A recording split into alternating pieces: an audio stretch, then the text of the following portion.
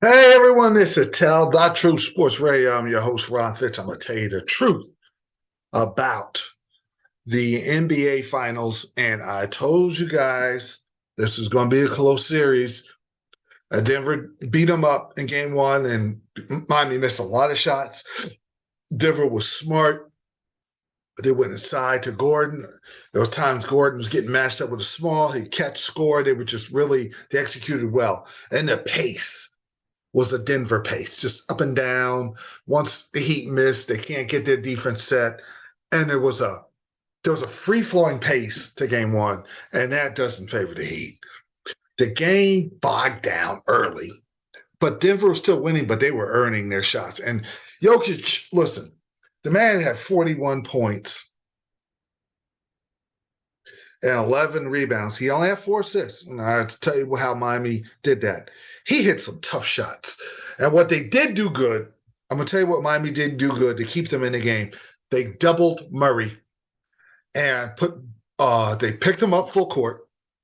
They doubled him a lot of times. He turned it over. I think they kind of got surprised how they gave him the Kobe treatment. And I told you before the series, Murray was equally, if not as more important than Jokic, even though Jokic is the best player in the league at this point in time.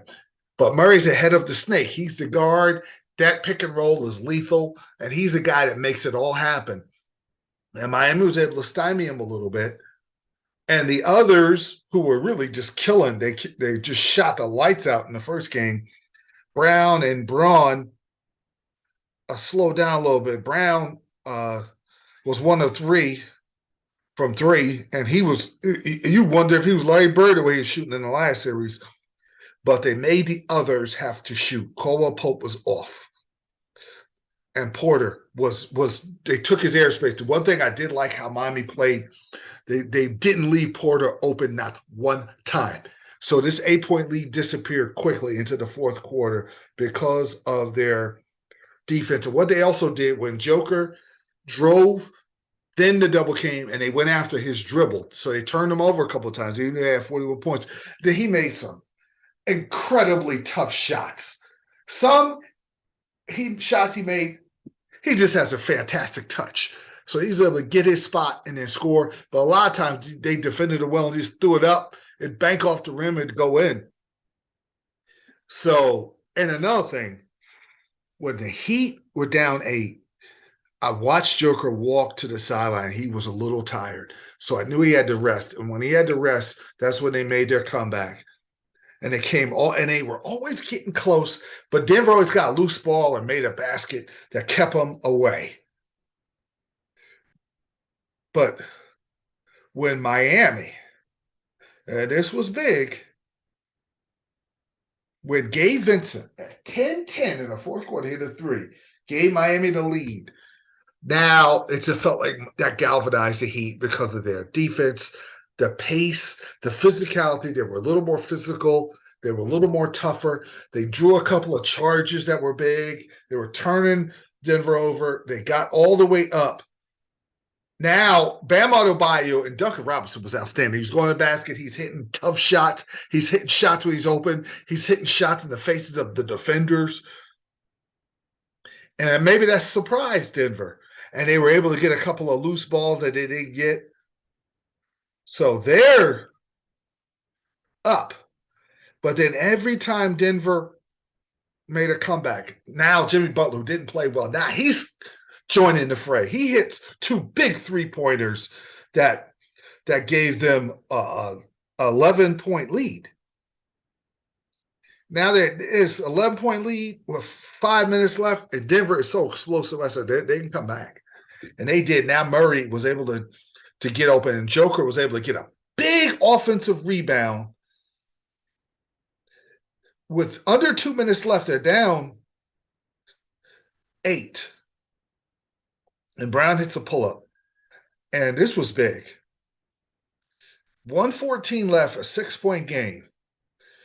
And Pope misses a 3. Joker jumps over 3 defenders, they're smaller defenders. He's able to grab that rebound, kick it out to Murray, and Murray hits a 3. And then now it's down to the last shot. I like the play. I like what people criticize the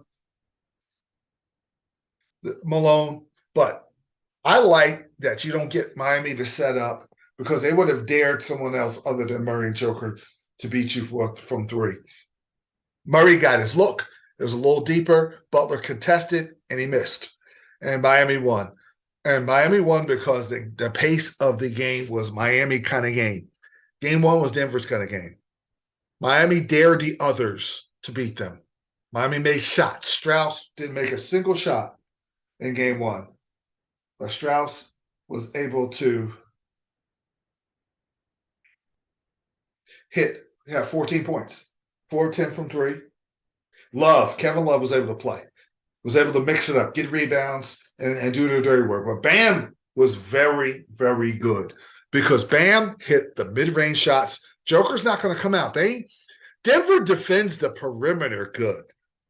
They're not as good as defending the back end because Joker's not a good shot blocker. They don't have a rim protector. So they do a good job of sometimes overplaying and getting a couple steals.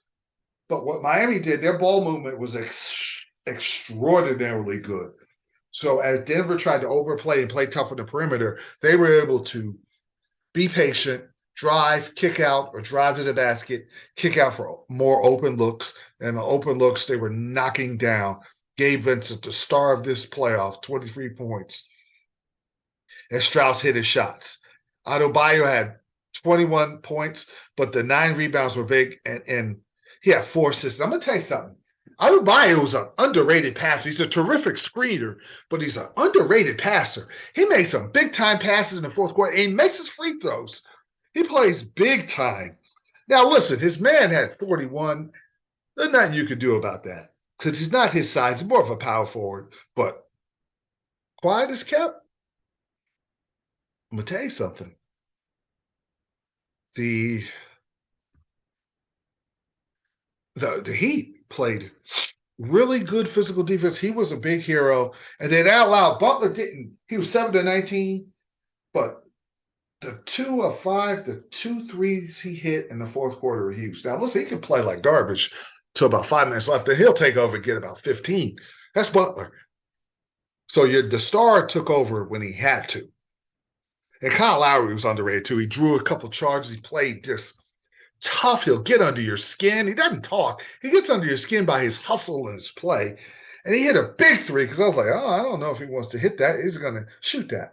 But Duncan Robinson was great. Zeller was okay, but he turned the ball over too much. But now going back to South Beach, this is what I thought was going to happen. The Heat was split. Even though everybody's like, you're crazy. It's not going to be a long series. They're going to kill the Heat. I'm like, no, they're not. Heat's going to battle back. I believe Denver will split and Game 5 will be huge.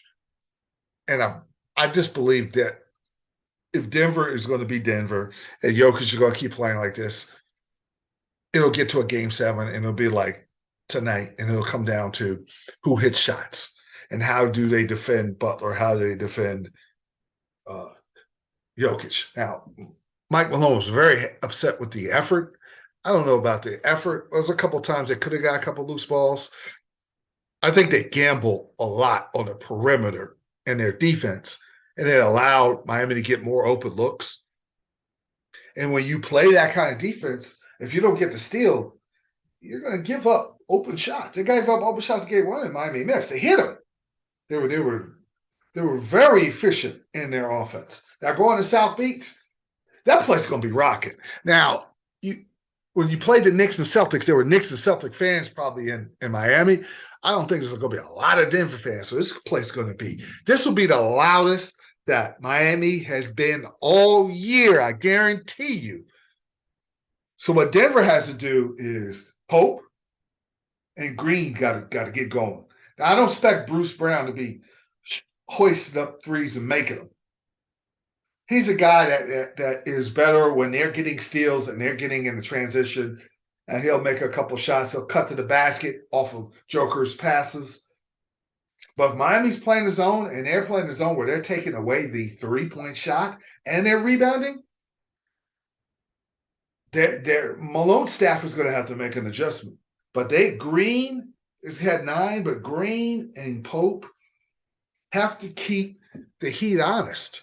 And Porter maybe have to go to the basket. Well, he just sat on 3-point line in the Heat play your tendencies. And just like Spoelstra said, this is a terrific offensive team. We have to sell out completely, play our greatest defensive game, period, to compete. And they got the message. But Denver, if they're going to win in South Beach, Porter is going to have to, he can't go 2 of 8. They're going to have to figure out a couple of times to get Porter a couple of wide open looks. He's got to go to the basket. He's not a great dribbler, and Miami knows that. But he has to, I think Murray has to go downhill a little better.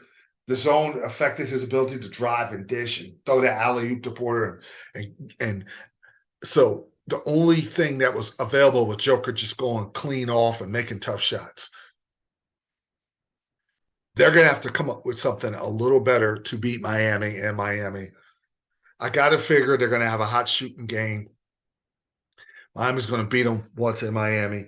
And then game 5 is just going to be a dogfight. It's going to be a rock fight. And Denver's going to have to – I picked them at 7, but they're going to have to show me that they can win one of these games where they're not lighting the western sky up and everything's just going right and they're nailing shots because – they had their way in the Western Conference. It's not going to be like that with this team. So they're going to have to get down and dirty, and the Porters and the Greens are going to have to be a lot better for them to get a game out of South Beach. But still, in my heart, I do believe it's going to go 7. So that's my take right now in the NBA Finals.